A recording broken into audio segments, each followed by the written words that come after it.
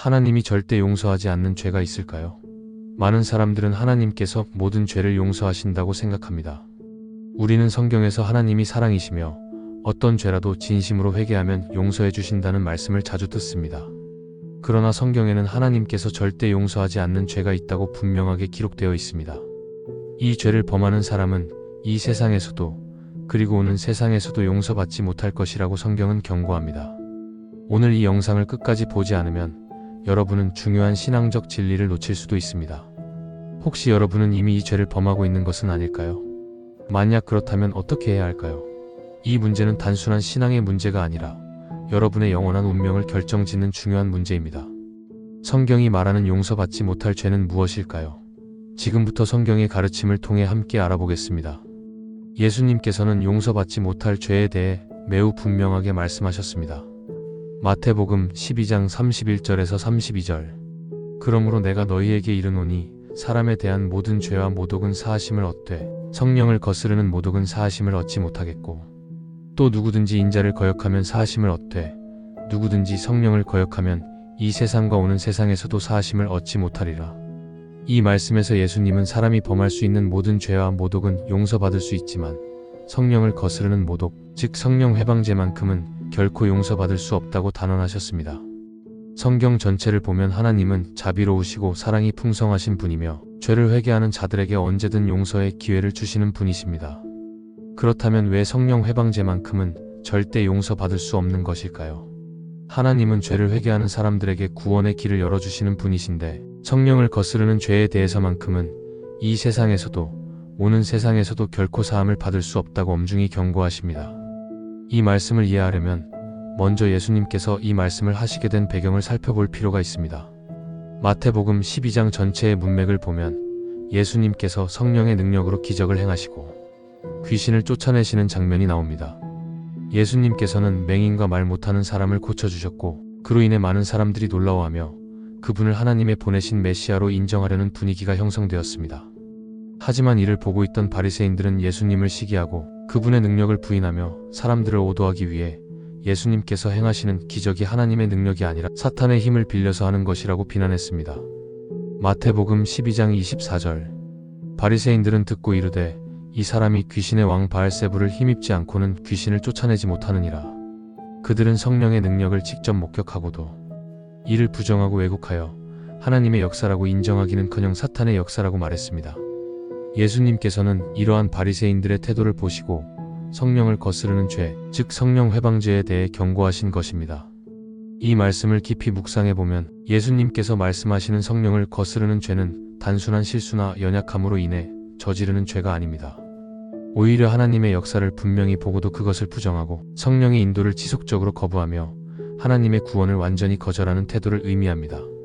그렇다면 성령을 거스르는 죄가 정확히 무엇을 의미하는지 더 깊이 살펴보겠습니다. 우리 모두는 신앙생활을 하면서 때때로 의심할 수도 있고 믿음이 흔들리는 순간이 있을 수도 있습니다. 하지만 성령 회방죄는 그런 일반적인 의심이나 실수와는 차원이 다른 죄입니다. 의 죄는 고의적이고 지속적으로 성령의 역사를 부정하고 하나님의 능력을 거부하며 결국 하나님께서 주시는 구원의 길마저 완전히 차단하는 죄입니다. 성령 회방죄를 범하는 사람들은 단순히 믿음이 부족한 것이 아니라 하나님의 능력이 실제로 나타나는 것을 보고도 이를 완전히 부정하고 오히려 사탄의 역사로 왜곡하며 거짓으로 몰아가는 사람들입니다. 이들은 성령께서 역사하시는 것을 직접 경험했음에도 불구하고 고의적으로 이를 거부하며 끝까지 회개하지 않는 특징을 가지고 있습니다. 이러한 행동의 대표적인 예가 바리새인들입니다. 예수님께서 이 땅에 계실 때 수많은 기적을 행하시고 하나님의 나라를 선포하셨습니다. 다시 한번 말하겠습니다. 마태복음 12장 24절. 이 사람은 귀신의 왕 바알세불을 힘입지 않고는 귀신을 쫓아내지 못하느니라. 그들은 성령의 능력으로 이루어진 기적을 보고도 이를 사탄의 힘이라고 왜곡하며 예수님을 비난했습니다. 이는 단순한 오해가 아니라 고의적이고 지속적인 거부와 왜곡의 태도였습니다. 그들은 성령께서 역사하시는 것을 알고도 끝까지 받아들이기를 거부하며 스스로의 완악함 속에 갇혀버렸습니다. 예수님께서 말씀하신 성령 회방죄는 바로 이러한 고의적이고 지속적인 성령의 역사에 대한 반발과 거부를 의미합니다. 이는 단순한 믿음의 연약함이 아니라 하나님께서 구원의 길을 열어주셨음에도 이를 완강히 거부하고 대적하는 죄입니다. 성령 회방죄가 무서운 이유는 회개의 가능성조차 막아버린다는 점에 있습니다. 하나님은 우리에게 회개의 기회를 끊임없이 주시지만 성령 회방죄를 범하는 사람들은 스스로의 선택으로 회개할 생각조차 하지 않는 상태에 이르게 됩니다. 결국 하나님께 돌아올 기회를 스스로 차단하고 완전히 거부하는 상태로 남아버리는 것입니다. 이 죄는 단순한 불신을 넘어선 의도적인 하나님에 대한 대적 행위입니다. 단순히 신앙이 흔들리거나 한때 불신앙적인 생각을 하는 것이 아니라 성령의 역사임을 알고도 고의적으로 왜곡하고 부정하는 것입니다. 성령께서 우리에게 깨닫게 하시고 인도하시는 진리를 스스로 거부하며 끝까지 돌이키지 않겠다고 완강하게 결심하는 것이 바로 성령 회방죄의 본질입니다. 따라서 이 죄는 단순한 실수나 일시적인 잘못으로 인해 저질러지는 것이 아닙니다. 성령의 역사에 대한 지속적인 반발과 회개하지 않으려는 완고한 마음이 이 죄의 핵심입니다. 성령 회방죄를 범하는 자들은 결국 스스로 구원의 기회를 박탈하는 것이며 하나님께서 주신 은혜를 끝까지 거부하는 자들입니다.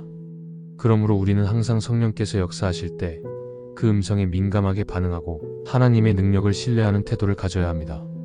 하나님께서 베풀어 주시는 은혜를 무시하지 않고 성령의 인도하심을 따라 겸손한 마음으로 나아가야 합니다. 우리가 하나님을 찾고 그분의 말씀을 믿으며 성령을 의지할 때 성령 회방죄에서 멀어지고 하나님께 더욱 가까이 나아갈 수 있습니다. 그렇다면 우리는 성령 회방죄를 범하지 않기 위해 어떻게 해야 할까요? 성령을 거스르는 죄는 용서받을 수 없는 죄라고 예수님께서 경고하셨기 때문에 우리는 더욱 주의하여 신앙생활을 해야 합니다. 성령 회방죄는 하나님의 능력을 거부하는 태도에서 비롯됩니다. 그렇기 때문에 우리는 성령의 역사와 하나님의 인도하심에 민감하게 반응하며 올바른 신앙의 길을 걸어야 합니다. 첫째, 성령의 음성에 민감해야 합니다. 하나님께서는 우리에게 계속해서 경고의 메시지를 주시며 우리의 삶을 바른 길로 인도하고 계십니다.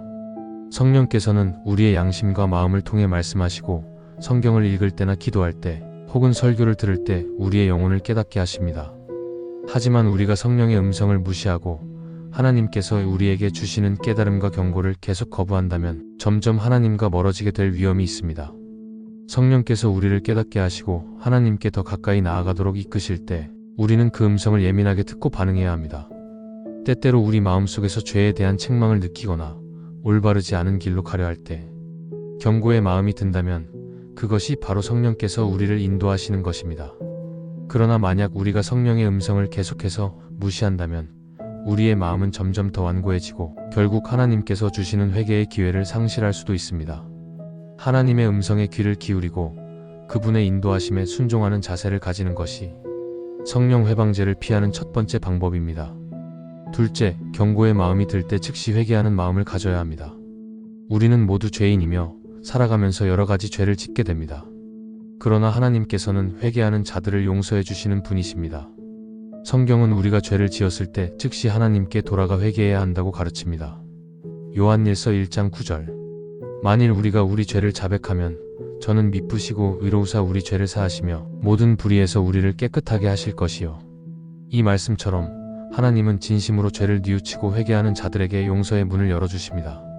그러나 만약 우리가 회개할 생각조차 하지 않고 성령의 역사 자체를 부정하는 태도를 지속적으로 갖게 된다면 우리는 점점 돌이킬 수 없는 상태로 빠질 위험이 있습니다. 특히 성령 회방죄를 범하는 자들은 회개의 기회마저도 스스로 차단해버리는 사람들입니다. 성령께서 깨닫게 하시고 돌이킬 수 있도록 역사하심에도 불구하고 그 길을 완강하게 거부하는 것입니다. 결국 그들은 하나님께 나아갈 기회를 잃어버리게 되고 스스로 구원의 문을 닫아버리게 됩니다. 따라서 우리는 항상 회개하는 마음을 가지고 죄를 지었을 때 즉시 하나님 앞에 나아가야 합니다. 우리가 어떤 죄를 지었든지 간에 하나님께서는 진심으로 회개하는 자들에게 용서를 베풀어 주십니다. 그러나 성령의 역사 자체를 부정하고 끝까지 회개하지 않는다면 그 죄는 용서받을 수 없게 될 것입니다. 셋째, 성령을 통해 말씀을 분별해야 합니다. 우리는 신앙생활을 하면서 종종 자신의 생각과 감정만으로 신앙을 판단하는 실수를 범할 수 있습니다. 그러나 우리의 생각과 감정이 항상 옳은 것은 아닙니다. 인간의 이성만으로 하나님을 이해하는 데에는 한계가 있으며 때로는 자신의 경험과 논리에 의해 성경의 진리를 왜곡할 수도 있습니다. 그러므로 우리는 성령의 인도하심을 받아야 하며 성경을 올바르게 해석하고 이해해야 합니다. 성령께서는 하나님의 말씀을 바르게 분별하도록 우리를 도우시며 진리 가운데로 인도하십니다. 요한복음 16장 13절. 진리의 성령이 오시면 그가 너희를 모든 진리 가운데로 인도하시리니. 성령께서 우리를 인도하실 때 우리는 성경을 단순한 문자로만 이해하는 것이 아니라 하나님의 뜻을 깨닫고 올바른 신앙의 방향을 찾을 수 있습니다. 특히 성령 회방죄를 범하는 사람들은 하나님의 말씀을 스스로의 기준에 따라 판단하며 성령의 역사를 부정하는 자들입니다. 바리새인들이 성령의 능력으로 행해진 기적을 보면서도 그것을 사탄의 역사로 왜곡했던 것처럼 성령을 통한 하나님의 역사임에도 불구하고 이를 잘못 해석하고 거부하는 사람들이 바로 성령 회방죄를 범하는 자들입니다. 따라서 우리는 성령의 인도하심을 통해 말씀을 올바르게 이해하고 적용해야 합니다. 신앙생활에서 중요한 결정을 내릴 때에도 성령의 인도를 구하며 기도하고 성경을 통해 하나님의 뜻을 분별해야 합니다. 우리의 생각과 판단이 아니라 성령께서 깨닫게 하시는 바를 따라 순종하는 것이 성령 회방죄를 피하는 중요한 방법입니다. 하나님은 무한한 사랑의 하나님이시지만 동시에 공의로운 하나님이십니다. 하나님께서는 죄인을 사랑하시며 회개하는 자들에게 항상 용서의 기회를 주시는 자비로운 분이십니다. 그러나 하나님의 사랑이 아무리 크다 하더라도 끝까지 회개하지 않고 성령의 역사를 거부하며 대적하는 자들에 대해서는 심판을 면제해 주시지 않습니다.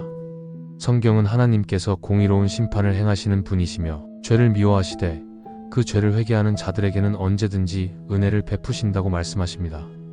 우리는 살아가면서 수많은 죄를 짓고 실수할 수 있습니다. 때로는 믿음이 약해지기도 하고 하나님을 멀리하는 순간도 있을 수 있습니다. 하지만 하나님께서는 우리가 진심으로 회개할 때마다 한없는 자비로 용서해 주시고 다시 하나님과의 관계를 회복할 수 있도록 길을 열어주십니다. 그러나 성령의 역사를 고의적으로 부정하고 끝까지 회개하지 않는다면 우리는 용서받을 기회를 스스로 잃어버리게 될 수도 있습니다. 성령 회방죄가 무서운 이유는 단순한 불순종이 아니라 하나님께서 주시는 회개의 기회마저 완전히 거부하는 것이기 때문입니다. 하나님께서 계속해서 우리를 돌이키도록 부르시고 계심에도 불구하고 우리가 스스로 하나님의 손길을 뿌리치고 등을 돌려버린다면 결국 하나님과 완전히 단절될 수밖에 없습니다. 하지만 회개의 문은 여전히 열려 있습니다. 하나님께서는 우리가 죄를 깨닫고 돌이키기를 원하시며 진심으로 회개하는 자를 결코 외면하지 않으십니다. 우리가 하나님께 나아가기만 하면 어떤 죄를 지었든지 간에 하나님께서는 우리를 용서하시고 다시 새롭게 하십니다. 하나님은 언제나 우리를 기다리고 계십니다. 우리는 여전히 은혜의 시대에 살고 있으며 하나님께 돌아갈 기회가 열려 있습니다. 그러므로 지금 이 순간에도 우리는 자신의 신앙을 돌아보고 하나님과의 관계를 점검해야 합니다. 신앙이 흔들리는 것을 느끼는 즉시 지금 바로 회개하세요. 여러분은 어떻게 생각하시나요? 이 주제에 대해 더 깊이 이야기하고 싶은 부분이 있거나 여러분이 경험한 신앙적인 깨달음이 있다면 아래 댓글에 남겨주세요. 더 깊은 신앙으로 나아갈 수 있도록 여러분의 생각을 나눠주시면 좋겠습니다. 오늘 영상이 유익했다면 하늘성경 채널을 구독하시고 더 많은 성경적인 콘텐츠를 통해 하나님의 말씀을 함께 나누어 보세요. 여러분의 신앙을 점검하는 기회가 되기를 바랍니다.